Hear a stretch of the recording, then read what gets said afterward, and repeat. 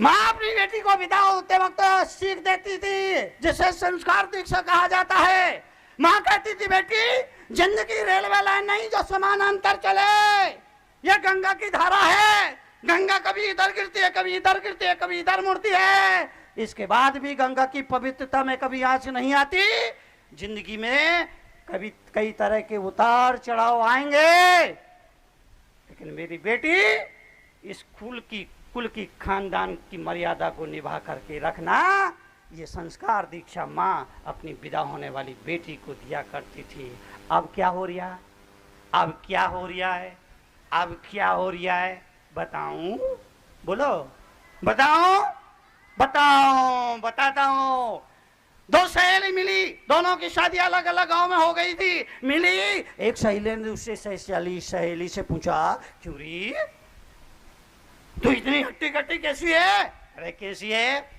जो चाहूं जब चाहूं, खाने पीने की कोई मनाही नहीं है, घर में नौकर चाकर है, काम करने का नहीं, जब चाहूं जो चाहूं वो खाने को मिलता है।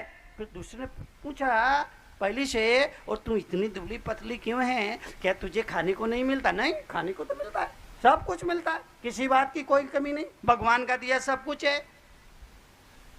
तो तू दुबली है, तू मोटी है, तो तू मोटी क्यों है? मोटी मैं इसलिए हूँ, विदाई के वक्त मेरी माँ ने एक सीख दी थी, उस सीख का मैं पालन कर रही हूँ, इसलिए मैं हष्ट कष्ट बढ़िया हूँ। तेरी माँ ने कोई विदाई के समय कोई सीख नहीं दी क्या? नहीं, मेरी माँ ने तो कोई सीख नहीं दी। तेरी माँ ने सीख दी थी? क्या दी थी? मेरी माँ ने कहा था बेटी शाम को जब सोने के लिए अपने कमरे में जाओ, अपने पति के लिए एक गिलास लबालब भरा हुआ गिलास, दूध से भरा हुआ गिलास ले जाना। और दूध ऐसा वैसा नहीं, जाड़ा, उसमें काजू किशमिश बादाम रबड़ी वाला दूध पति के लिए ले जाना, और पति के सामने गिलास रख देना। उसी समय कोई ऐसी बात बोल देना पति का मूड ऑफ हो जाए, और जब पति का मूड ऑफ होगा वो बोलेगा मुझे नहीं पीना दूध, और तू पी जाना।